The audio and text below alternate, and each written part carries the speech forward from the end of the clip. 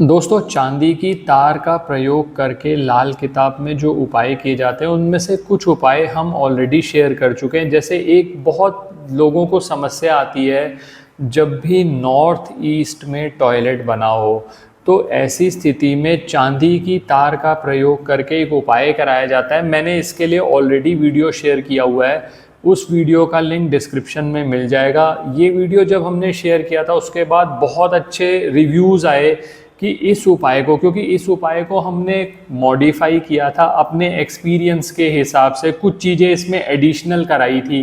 किस तरह से कराई थी वो मैंने सारी वीडियो में एक्सप्लेन की हुई है, वो आप वीडियो देख लीजिएगा। आज का वीडियो बिल्कुल डिफरेंट है। चांदी की तार का प्रयोग करना है, लेकिन चांदी की तार का किस तरह से प्रयोग करना है सही से आपका उपाय हो सके वो मैं बात करूँगा। ये ज़रूरत क्यों पड़ रही है?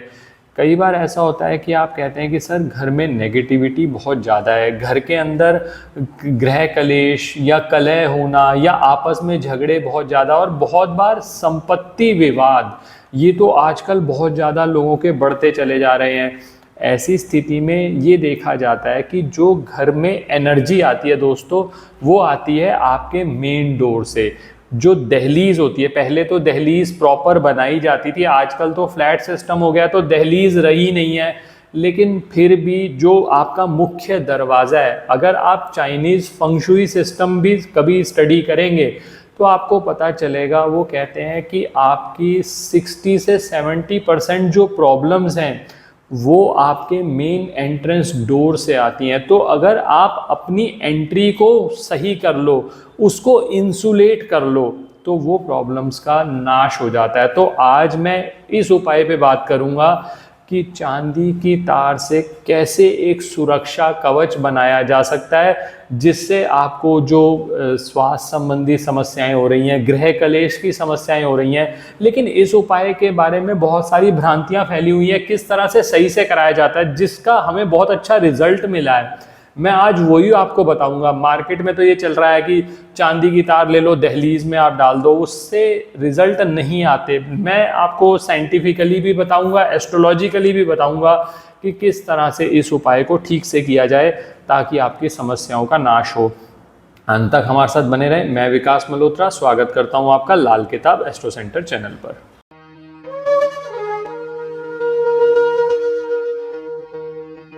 अब दोस्तों, सबसे पहले तो चांदी की तार आपको फोटो में दिख ही रही होगी। ये जो चांदी की तार है, चांदी जो है, हम बहुत सारे वीडियोस में बात कर चुके हैं, वो चंद्रमा से संबंधित है। चांदी की तार कोशिश सबसे पहले तो हमारी ये होनी चाहिए कि जितनी प्योरिटी की मिल जाए, क्योंकि ये दोस्तों बहुत आसानी से मुड़ उड़ जाती है। तो क्या करा जाता है, इसके अंदर कुछ ना कुछ इसमें खोट डालकर इस तरह से बना दिया जाता है कि इसको हम थोड़ा स्ट्रॉन्ग कर लें। हमें स्ट्रॉन्ग नहीं बनाना, हमें ऐसा रखना है कि प्योरिटी ज़्यादा से ज़्यादा अच्छी हो, आपकी जितनी मैक्सिमम हो जाए। ऐसा ना हो कि 30-40%, आजकल मार्केट के अंदर 30-30, 40-40% चांदी मिल रही है, उसका कोई फ़ायदा नहीं है। चांदी प्योर जितनी मिल जाए आपको, वो कोशिश करिएगा सबसे पहली बात। अब इसकी कितनी लंबी चाहिए, लंबी तो डिपेंड करेगा दहलीज पे दोस्तों। ये उपाय होता है, पहले दहलीज को समझ लो।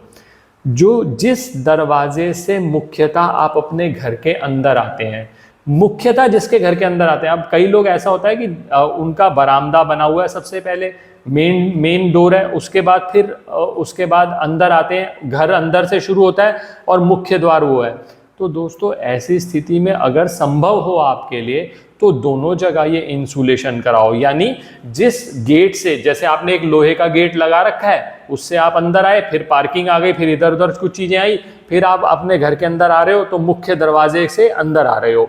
तो दो जगह पर ये उपाय करना, क्योंकि जब जब हमने दोनों जगह पे ये उपाय कराया है, इसका 100% रिजल्ट मिला है। तो दोनों जगह पे ट्राई करना है कि ये उपाय कैसे करना है। तो अब आपको पता ही चल जाएगा कि इसके लिए कितनी इसकी लेंथ होनी चाहिए। वो डिपेंड करेगा आप कितनी, क्या आपका सिर्फ एक ही दरवाजा है। जैसे आजकल फ्लैट सिस्टम भी होता है, जहां पर फ्लैट है, इधर फ्लैट बना हुआ है, इधर फ्लैट बना हुआ है, आप इधर अपने फ्लैट के अंदर जा रहे हो, उसके अंदर इवन दहलीज भी नहीं है, तो वहां पर भी हमने जिस दरवाजे से आप अंदर जा रहे हो ना, मुख्य द्वार, हमने वहां ये उपाय करना है। कम से कम एक जगह तो करिए। अब करना क्या है, सबसे पहले ये समझिए, जो दहलीज होती है वो राहु से संबंधित होती है।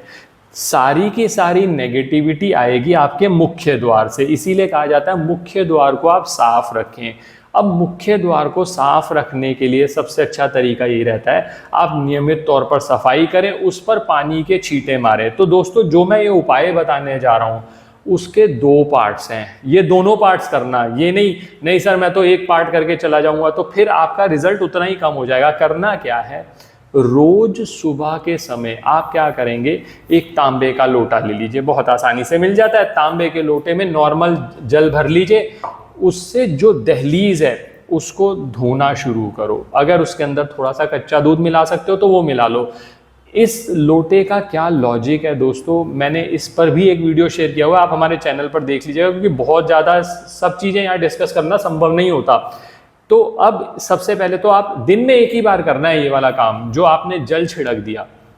अब दूसरा, ये उपाय क्या है, उपाय में करना ये है, आपको एक चांदी की तार लेनी है। चांदी की तार मैंने बता दी चंद्रमा से संबंधित है।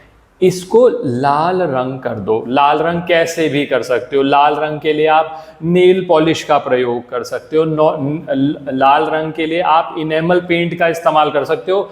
उस चांदी की तार को पहले लाल कर लो। अब ये लाल करने का क्या चक्कर है, जो लाल रंग है वो मंगल से संबंधित है।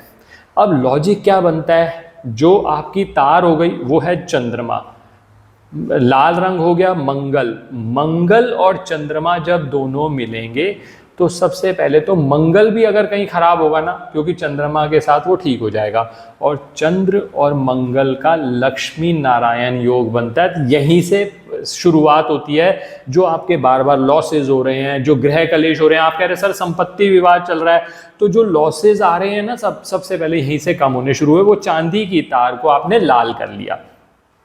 अब जो आपकी दहलीज है, मान लीजिए ये आपकी दहलीज है, यहाँ से आप एंटर करते हो। अब इस दहलीज को बीच से आप झीरी कटवाएंगे। झीरी कटवाने का मिस्त्री को बिल्कुल आसानी से मालूम होता है, और उसमें आप चांदी की तार ये बिछा दो। उसके बाद उसको कवर कर दो वाइट सीमेंट से। हो सकता है आप कहें कि सर हमारा तो इससे टाइल खराब हो रही है या फिर मेरा फर्श खराब हो रहा है। दोस्तों वो जब हो जाएगा ना काम, और अगर एक्सपर्ट मिस्त्री से कराओगे तो शायद किसी आने वाले को पता भी नहीं चलेगा कि इसके अंदर चांदी की तार डली हुई है, और किसी को आपको बताने की जरूरत भी नहीं, ऑब्वियस सी बात है।